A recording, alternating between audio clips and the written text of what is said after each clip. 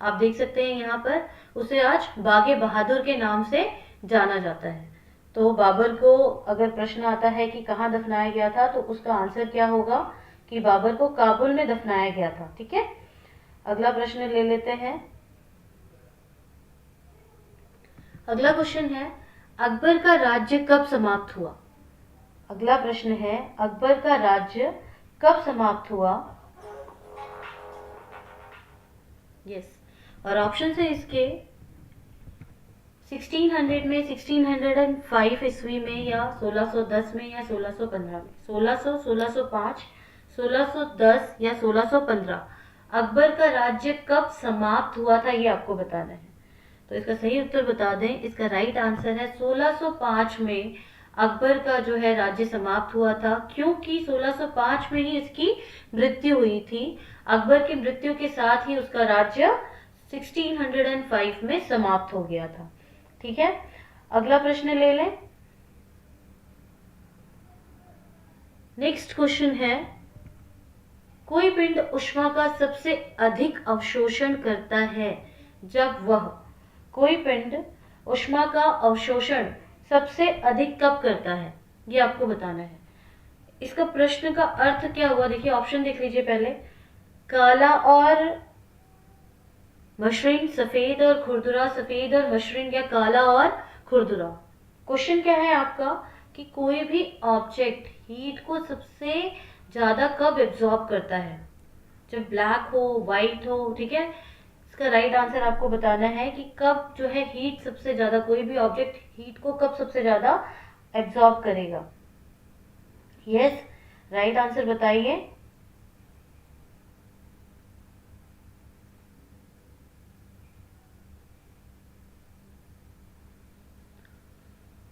Right answer बताइए। तो इसका राइट उत्तर आपको बता दें, इसका राइट आंसर है काला और खुरदुरा। जब कोई सरफेस है ना, किसी पिंड का, किसी ऑब्जेक्ट का जो सरफेस होता है भाग, अगर काला और खुरदुरा हो, तो वो सबसे अधिक ऊष्मा का ऊष्मा को सबसे अधिक अवशोषित करता है। आप कह सकते हो हीट को बहुत ज्यादा एब्जॉर्ब करता है। ठीक है, तो गुड आफ्टरनून, आगे आंसर करिए फटाफट, आज की क्लास थोड़ी लेट हुई है। नेक्स्ट क्वेश्चन है आपका, ग्लाइकोजन शरीर के किस भाग में पाया जाता है। ग्लाइकोजन शरीर के किस हिस्से में, ठीक है, पाया जाता है, ये आपको बताना है। ऑप्शन है आपके अग्नाशय, आंत, त्वचा या फिर यकृत। कहाँ पर पाया जाता है ग्लाइकोजन, शरीर के किस हिस्से में पाया जाता है, ये आपको बताना है।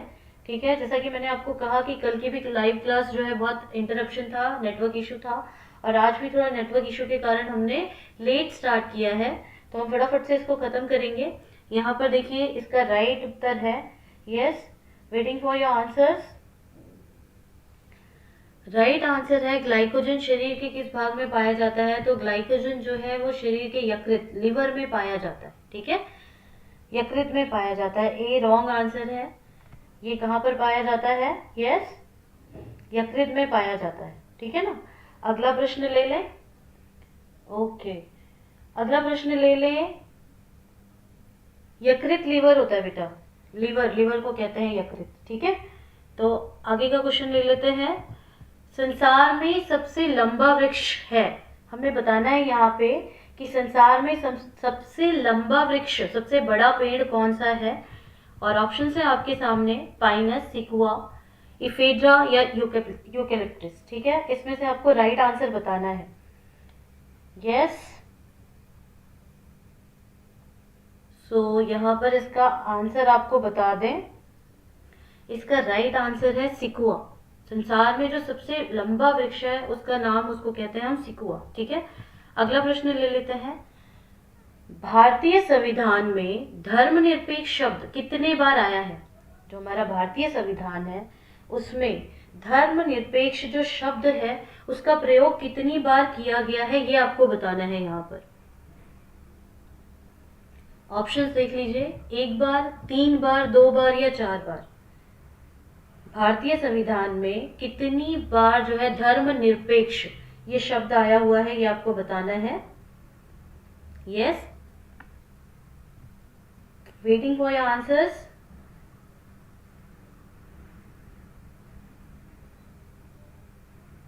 तो आइए इसका राइट आंसर आपको बता दें। इसका सही उत्तर है 2 बार। ठीक है, भारतीय संविधान में जो है 2 बार शब्द आया हुआ है। एक तो प्रस्तावना में, जो इंट्रोडक्शन होता है शुरू में, प्रस्तावना में एक बार आया हुआ है, और दूसरी बार आया है जो धर्मनिरपेक्ष शब्द है ये अनुच्छेद 25(1) में। ठीक है, याद रखना है अच्छे से, क्योंकि ये जो अनुच्छेद हैं इन पे भी प्रश्न आते ही हैं पेपर में। अगला प्रश्न ले लेते हैं। मध्य प्रदेश उच्च न्यायालय कहाँ पर स्थित है? मध्य प्रदेश उच्च न्यायालय कहाँ पर स्थित है? इंदौर, जबलपुर, भोपाल या शिवपुरी में? इंदौर, जबलपुर, भोपाल या फिर शिवपुरी में? आपको यहाँ पे राइट आंसर देना है कि मध्य प्रदेश उच्च न्यायालय कहाँ पर स्थित है। ठीक है, कहाँ पर है ये आपको बताना है।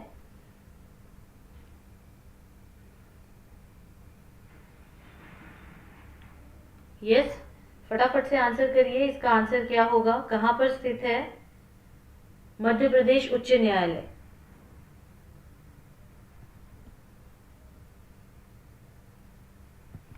तो राइट आंसर बता दें। इसका राइट उत्तर है जबलपुर में। मध्य प्रदेश का जो उच्च न्यायालय है वह जबलपुर में स्थित है। ठीक है, अगला प्रश्न ले लेते हैं। चुंगा पीठिया किस प्रदेश की राजकीय मछली है? किस प्रदेश की राजकीय मछली है ये आपको बताना है।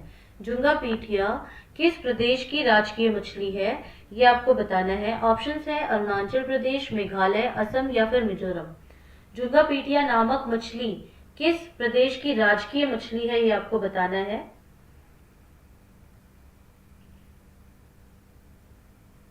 तो इसका राइट आंसर है असम। ठीक है, सी है इसका राइट आंसर। जुंगा पीठिया जो है वो असम की राजकीय मछली है। अगला प्रश्न ले लेते हैं। भारत के राष्ट्रपति बनने के लिए न्यूनतम आयु कितनी होनी चाहिए? भारत का राष्ट्रपति बनने के लिए न्यूनतम आयु कितनी होनी चाहिए? 25 वर्ष, 30 वर्ष, 40 वर्ष या फिर 35 वर्ष? सही उत्तर बताना है आपको कि भारत का राष्ट्रपति बनने के लिए न्यूनतम आयु सीमा जो है वो कितनी है। यस, तो यहाँ पर आपको सही उत्तर बता दें 35 ईयर्स। भारत के राष्ट्रपति बनने की न्यूनतम आयु जो होती है, मिनिमम एज लिमिट जो होती है वो 35 होती है। 35 एकदम करेक्ट है। अगला प्रश्न ले लेते हैं। एसके धर समिति कब बनाई गई थी? एसके धर समिति कब बनाई गई थी? ऑप्शंस है जनवरी 1947, जून 1948, मार्च 1950 या अगस्त 1949। ठीक है, एसके धर समिति कब बनाई गई थी ये आपको बताना है।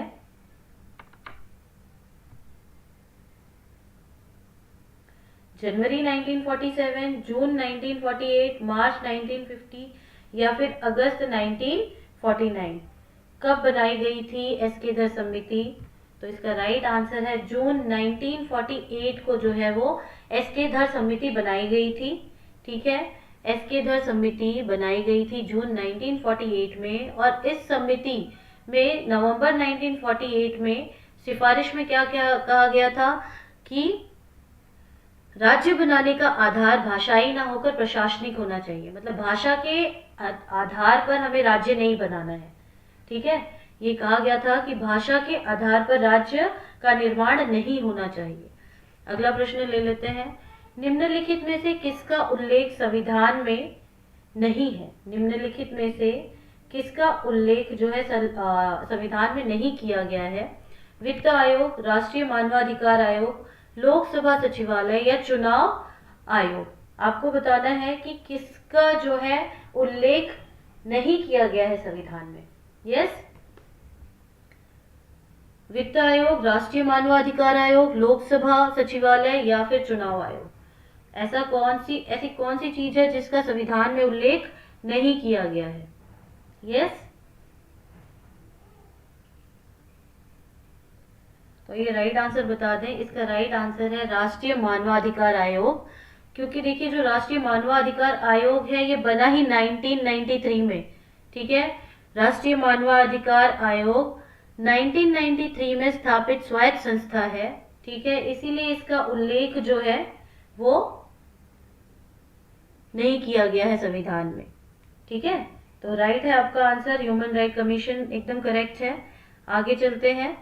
Next question, the palace of democracy पुस्तक किसने लिखी है?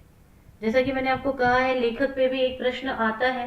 पीएस राम मोहन रॉय ने, शंकर दयाल शर्मा ने, गुरुदास कामत ने, या शंकर दयाल शर्मा 2 बार रिपीट हो गया है ऑप्शन में। तो द पैलेस ऑफ डेमोक्रेसी ये किसने लिखा हुआ है, ये आपको बताना है। ठीक है, फटाफट से राइट आंसर करिए। तो यहाँ पर राइट आंसर है शंकर दयाल शर्मा ने जो है ये द पैलेस ऑफ डेमोक्रेसी पुस्तक लिखी है। नेक्स्ट क्वेश्चन ले लेते हैं। भारत में लैंड होल्डर्स सोसाइटी की स्थापना किस वर्ष की गई? भारत में लैंड होल्डर्स सोसाइटी की स्थापना किस वर्ष की गई थी? 1950, 1828, 1806 या फिर 1838 को? भारत में लैंड होल्डर्स सोसाइटी की स्थापना कब की गई थी, ये आपको बताना है।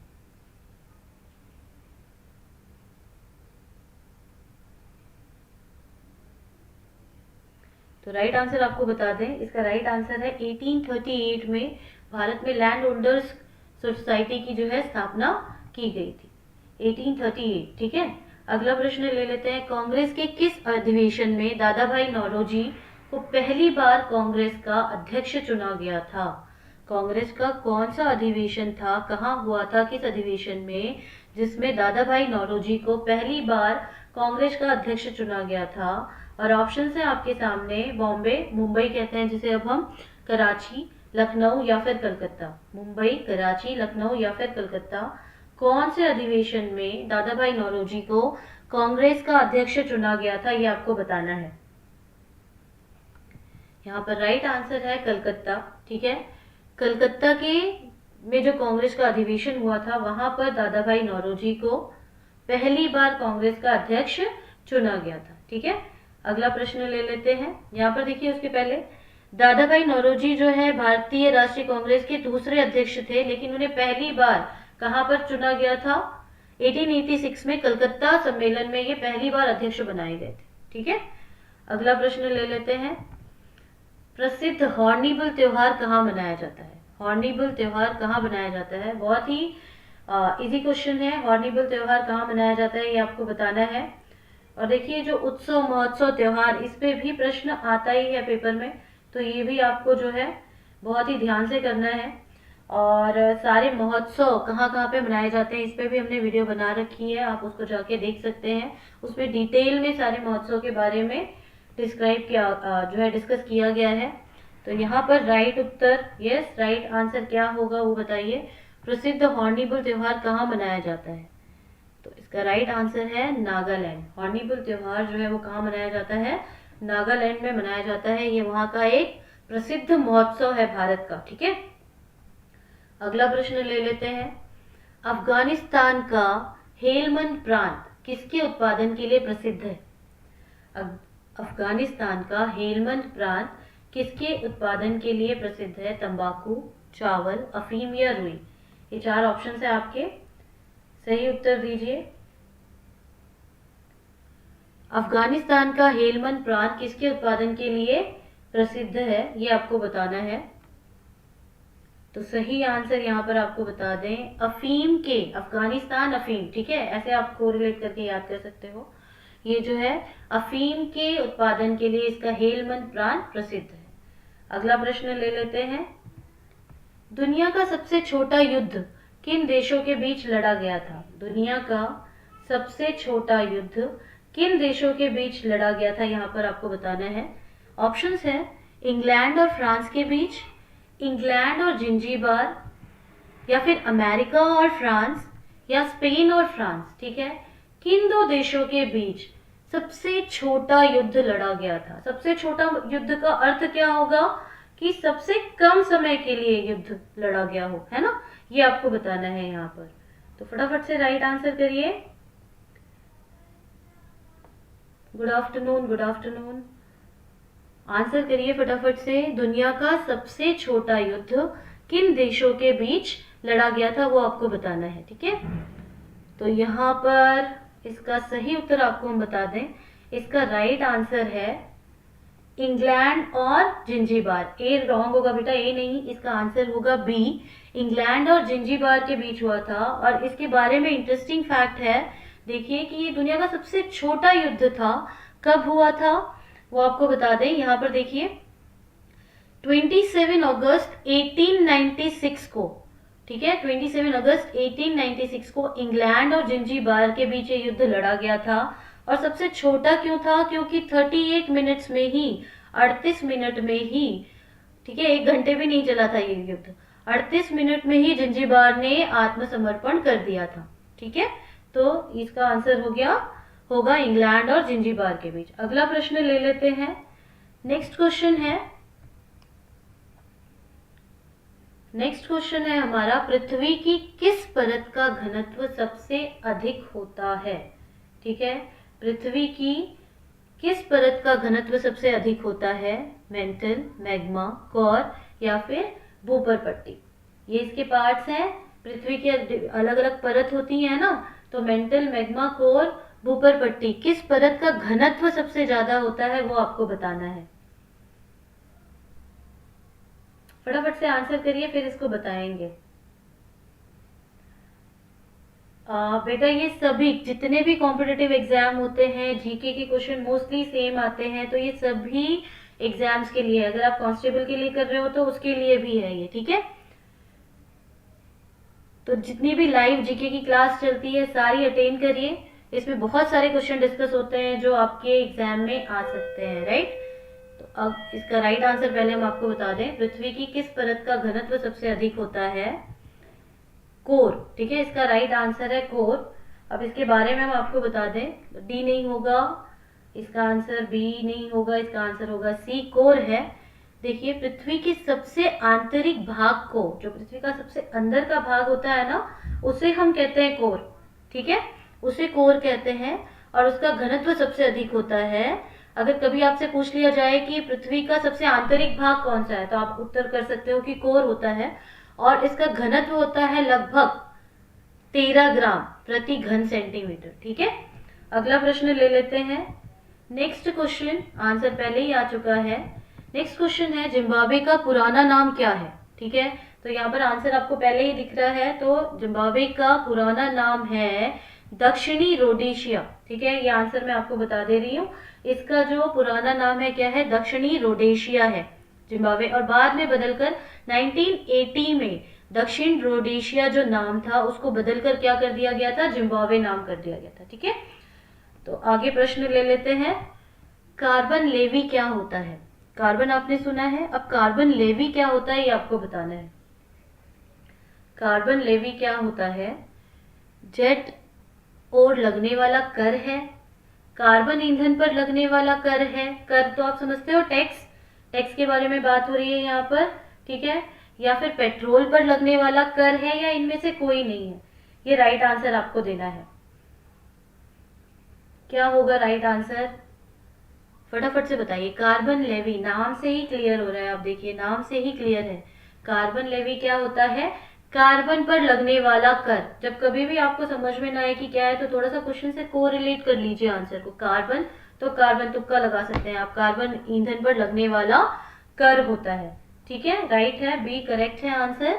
कार्बन लेवी, कार्बन पर लगने वाला, कार्बन जो ईंधन होता है उस पर लगने वाले कर को हम कहते हैं कार्बन लेवी। अगला प्रश्न ले लेते हैं। नेक्स्ट क्वेश्चन है, शहीद चंद्रशेखर आजाद पक्षी अभ्यारण्य कहाँ पर स्थित है। शहीद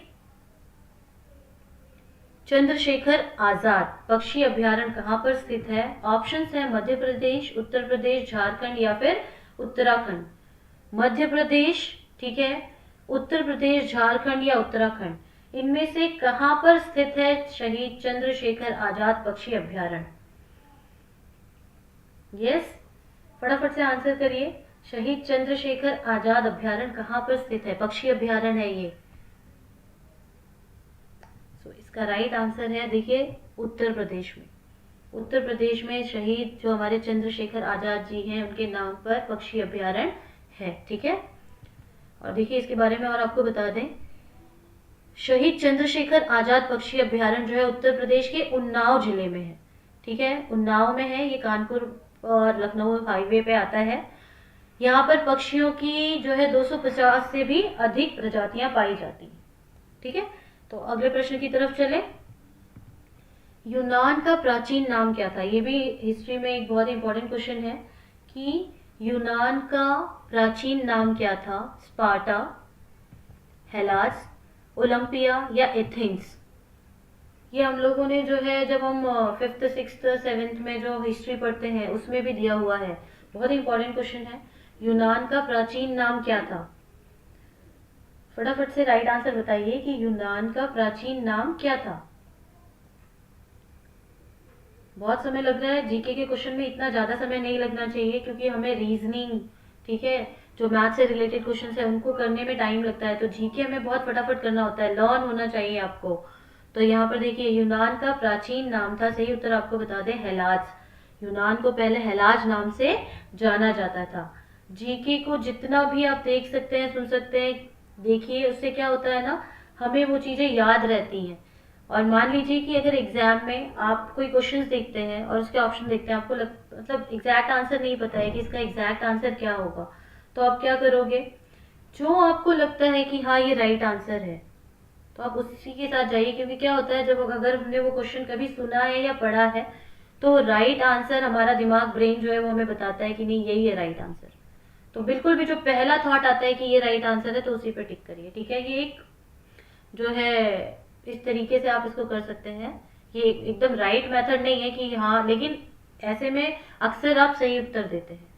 प्रथम विश्व युद्ध का प्रारंभ कब हुआ था? ठीक है, प्रथम विश्व युद्ध का प्रारंभ कब हुआ था ये आपको बताना है।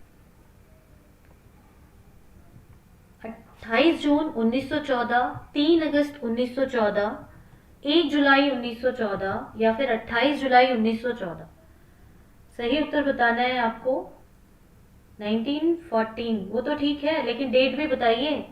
1914 तो पूरा दिया हुआ है। अगर सपोज आपको आता कि क्वेश्चन में दिया होता 1914, 1915, 1920, 1918, 1914, 1915 ऐसे दिया होता, सिर्फ सन दिए होते, तब आप कह सकते थे कि 1914। पर यहाँ पर आपको एग्जैक्ट डेट बतानी है। यहाँ पर आपको एग्जैक्ट डेट बतानी है कि प्रथम विश्व युद्ध कब आरंभ हुआ था। यहाँ आपको डेट और मंथ दोनों पता होना चाहिए। ठीक है, तो यहाँ पर राइट आंसर है 28 जुलाई 1914। 28 जुलाई 1914 को जो है प्रथम विश्व युद्ध आरंभ हुआ था। अगला प्रश्न ले लेते हैं आज का। जैसे भी मैंने आपको पहले भी बताया कि 11 बजे की क्लास आज हमने 12 बजे ली है, लेट हुआ है थोड़ा। तो अगला प्रश्न है, भारतीय रुपए के लिए आईएसओ कोड क्या है? जो हमारा भारतीय रुपया है इसके लिए हम आईएसओ कोड क्या है वो बताना है आपको। आईएसओ 15,000, आईएसओ 9001, आईएसओ 19,001 या फिर आईएसओ 4217, 4217 भी कह सकते हो आप। इसका सही उत्तर आपको बताना है। और देखिए, जो क्लास है जीके की सुबह और शाम दोनों हो रही है, और 25 जो बहुत इंपॉर्टेंट क्वेश्चंस है आप सभी पेपर के लिए, जो इंपॉर्टेंट क्वेश्चंस है वो यहाँ पर हम डिस्कस कर रहे हैं। तो कोशिश करिए कि पूरी क्लास ध्यान से लीजिए। ठीक है, तो यहाँ पर देखिए, भारतीय रुपए के लिए आईएसओ कोड क्या है? तो राइट आंसर आपको इसका हम बता दें, इसका राइट आंसर है आईएसओ 4217। ये हम यूज करते हैं, भारतीय आईएसओ कोड है, भारतीय रुपए का आईएसओ कोड है 4217, 4217 ऐसे भी याद कर सकते हो आप। और आज का अंतिम प्रश्न है, निम्नलिखित में से क्या कबीर की रचना है? मतलब यहाँ पर कुछ रचनाएं दी गई हैं ऑप्शन में, इसमें से आपको बताना है कि कौन सी जो है वो कबीर की रचना है। ठीक है, इसका अर्थ है कबीर ने क्या लिखा है वो आपको बताना है। शतपदी, बीजक, दोहावली या कवितावली? राइट आंसर बताइए, शतपदी, बीजक, दोहावली या कवितावली? कौन सी रचना है जो कबीर जी ने लिखी है? यस, तो आइए आंसर देख लेते हैं विदाउट वेस्टिंग टाइम। इसका आंसर है बीजक। कबीर जी जो है उन्होंने, उनकी रचना का नाम है बीजक। ठीक है, तो आज के सुबह के हमारे ये 25 क्वेश्चंस हैं, और देखिए, कबीर की रचना बीजक है, जिनके 3 भाग हैं, साखी, सबद और रामायणी। ठीक है ना? ध्यान से देख लीजिए इसको। तो आज के 25 क्वेश्चंस हो गए हमारे। एक थॉट के साथ क्लोज करते हैं। Dream don't work unless you do it.